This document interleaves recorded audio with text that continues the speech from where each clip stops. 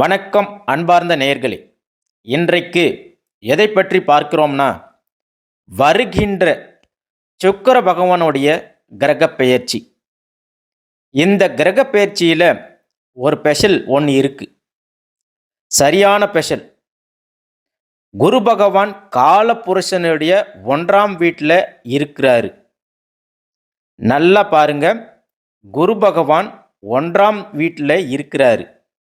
அவர் நிற்கக்கூடிய நட்சத்திரம் பரணி நட்சத்திரம். சுக்கிர பகவானுடைய நட்சத்திரத்தில் அவர் நிற்கிறாரு. யாரு? குரு பகவான்.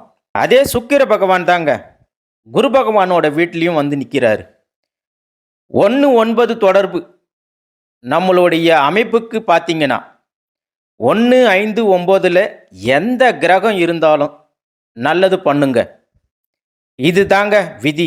அப்ப அந்த 9ஆம் பாகத்தில் சுக்கிர பகவான் குரு பகவானோட வீட்லேயும் பயணிக்கிறாருங்க.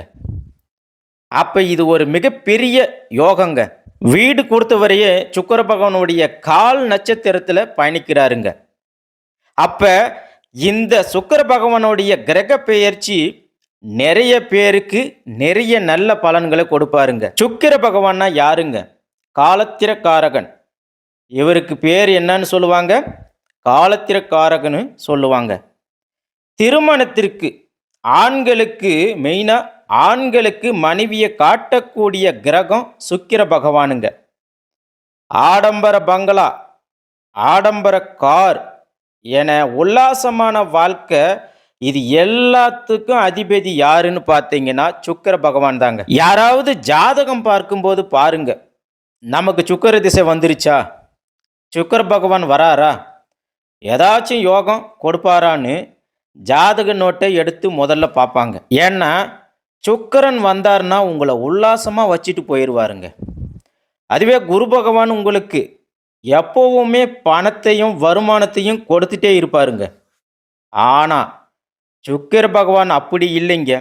அவருக்கு நேரம் காலம் வரும்போது சுக்கிரனுடைய ஒளி ஒருத்தர் உடம்புல படுதுன்னா கண்டிப்பாக நிறைய நல்ல பலன்களை கொடுத்திருப்பாருங்க. அவங்க விதி ஜாதகத்தை படி பொருந்துங்க. அதே பெண்களுக்கு பார்த்தீங்கன்னா நளினத்தன்மையும் அழகான தோற்றமும் கவர்ச்சி, வீரிய சக்தி, அறிவாற்றல், கணவனை அடையும் தகுதியும் சுகபோகங்களில் திளைத்து மகிழும் ஆற்றலையும் பெண்களுக்கு வழங்குவார். சுக்கிரன் என்பவர் இன்பம், மனித வாழ்க்கையில் அன்பு, பாசம், காதல் ஆகிய 3 இன்பங்களையும் அளிக்கக்கூடியவர் தாங்க இந்த சுக்கிர பகவான், போகங்களின் அதிபதி. அடுத்ததாக இந்த பிப்ரவரி மாதம் 11ஆம் தேதி வரை இந்த சுக்கிர பகவானுடைய கிரக பெயர்ச்சி தாங்க. அன்பார்ந்த கும்பம் ராசி அன்பர்களே, பொதுவாக இந்த கும்பம் ராசி வந்து பார்த்தீங்கன்னா காலபுருஷனுடைய 11வது ராசி தாங்க இந்த கும்பம் ராசி. பொதுவாக இந்த கும்ப ராசியில் பிறந்துட்டாவே பாருங்க, ஒரு தலைமை பொறுப்பு விரும்பக்கூடியவங்க தாங்க இந்த கும்பம் ராசி. எதிலுமே இந்த லாப எண்ணங்கள் அதிகமாக இந்த கும்பம் ராசிக்காரங்கிட்ட இருக்குங்க. இவங்க ஆசைக்கு உகந்த ராசி இந்த கும்பம் ராசிங்க. அதாவது கும்பத்துக்கு பாருங்க என்ன உருவம் கொடுத்துருக்குறாங்கன்னா கலசத்தை கொடுத்துருப்பாங்க. ஸோ இவங்க கலசம் போல் இவங்க எதிலுமே பிரம்மாண்டமாக பெருசாக சிந்திக்கக்கூடிய ராசிக்காரங்க தாங்க இந்த கும்பம் ராசிக்காரங்க. ரொம்ப பிரம்மாண்டமாக யோசிப்பாங்க. எதிலுமே ஒரு சாதிக்க பிறந்தவங்க தாங்க இந்த கும்பம் ராசி அன்பர்கள். அதே போல் சாதனையை பண்ணக்கூடியவங்களும் இந்த கும்பராசி அன்பர்கள் தாங்க. எதிலுமே பாருங்க ஒரு பிடிவாத குணம் இவங்க கிட்ட நிறையவே இருக்குங்க. இந்த கும்பராசி அன்பர்கள் கிட்ட ஒரு விஷயத்தை நினைச்சு அதை பிடிவாத குணமா அதை முடிக்கணும் அப்படிங்கிற சிந்தனை கும்பராசி அன்பர்கள்கிட்ட நிறையவே உண்டுங்க. தன்மானத்துக்காக எதையும் இழக்கக்கூடிய நபர்கள் தாங்க இந்த கும்பம் ராசி அன்பர்கள். எந்த ஒரு வேலையாக இருந்தாலும் சரி, அதை ஃபஸ்ட்டாக தைரியமாக முடிக்கக்கூடிய சிந்தனை இந்த கும்பராசி அன்பர்கள்கிட்ட நிறையவே இருக்குங்க. அதே போல் மகர ராசியில் இருக்கக்கூடிய சனி பகவான் வேறங்க. அதே போல் கும்பம் ராசியில் இருக்கக்கூடிய சனி பகவானும் வேறங்க. இவர்க ஒரு காரியத்துல கன் மாதிரி யோசிக்கக்கூடிய நபர்களாக இந்த கும்பம் ராசிக்காரங்க தாங்க இருப்பாங்க. தன்மானத்தை நிறைய பார்க்கக்கூடியவங்க. மதிப்பு மரியாதையை ரொம்பவே எதிர்பார்க்கக்கூடிய கேரக்டரா இந்த கும்ப ராசிக்காரங்க அன்பர்கள் தான் இருப்பாங்க. அது மட்டும் இல்லாம இது சிர ராசி பாருங்க. இவங்க பேச்செல்லாம் மாறி மாறிலாம் பேச மாட்டாங்க. ஒரே நிலையா பேசக்கூடிய கேரக்டரா இவங்களுடைய எண்ணங்கள் எல்லாமே இப்படி தான் இருக்கும். அப்படிப்பட்ட கும்பம் ராசிக்காரர்களுக்கு வரக்கூடிய சுக்கிர பகவானுடைய கிரக பெயர்ச்சி எப்படி இருக்குன்னு பார்க்கலாங்க. என்னை பொறுத்த வரைக்கும் கும்பம் ராசிக்கு இனிமே என்ன சொல்லணும்னா, அதாவது எல்லாரும் பொதுவாக இது ஒரு ட்ரெண்டிங்காக போயிட்டு இருக்கு. எல்லாம் என்ன சொல்லுவாங்கன்னா, 7.5 நாட்டு சனி, கும்பராசினா ஜன்ம சனி வருது, ஜன்ம சனியில் இருக்கு அப்படின்னு எல்லாருமே பார்க்குறாங்க. இதுவே சனி பகவான் யோகம் தரக்கூடியவராக இருந்தால் அப்போ அவர் பாதிப்பாரா? இதுதான் என்னுடைய கேள்வி. ஸோ அப்போ சனி பகவான் கெடுதல் மட்டும் நினைக்க மாட்டாருங்க. அவர் யோகமும் கொடுக்கக்கூடியவர்.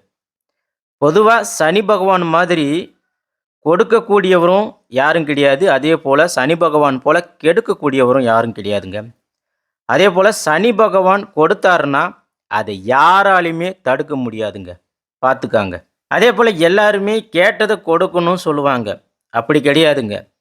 ஒரு சில பேருக்கு விதி ஜாதகத்தின்படி சனி பகவான் நல்லா இருந்தார்னா கண்டிப்பாக கேட்ட பலன்கள் எல்லாத்தையும் சனி பகவான் கொடுக்குவாருங்க. ஆனால் என்ன, தசை புத்தியில் சனி புக்தி வரக்கூடாதுங்க.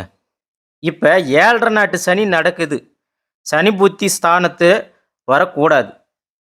அப்படி வந்தால் நிறைய கஷ்டத்தை கொடுத்துட்டு போயிடுவார். சனி புத்தி வரவே கூடாது. சனி புத்தியோட சனி திசையும் வந்துச்சுன்னா கண்டிப்பாக சனி பகவானுடைய தாக்கத்தை கண்டிப்பாக அவர் காட்டுவாருங்க.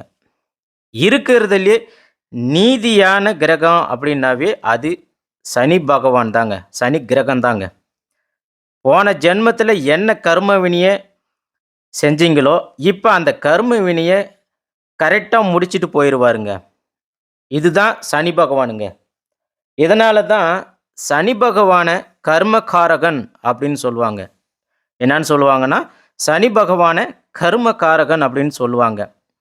அப்படியாப்பட்ட கும்பம் ராசி அன்பர்களுக்கு இந்த சுக்கிரனுடைய கிரக பெயர்ச்சி எப்படி இருக்குன்னு பார்க்கலாங்க. சுக்கிரன் ராசிக்கு 11வது வீட்டில் உங்களுக்கு லாபஸ்தானத்தில் செவ்வாயுடன் பயணம் செய்ய போவதனால உங்களுக்கு திருமண வாழ்க்கையில் உற்சாகம் அடையும் வகையில் பல செயல்களை கண்டிப்பாக செய்ய போகிற மாதமாக இந்த பிப்ரவரி மாதம் இருக்குங்க. அதே போல் கும்பம் ராசிக்காரர்களுக்கு பண வருமானம் ரொம்பவே அதிகரிக்குங்க. லாபம் அதிகமாக இருக்கும்.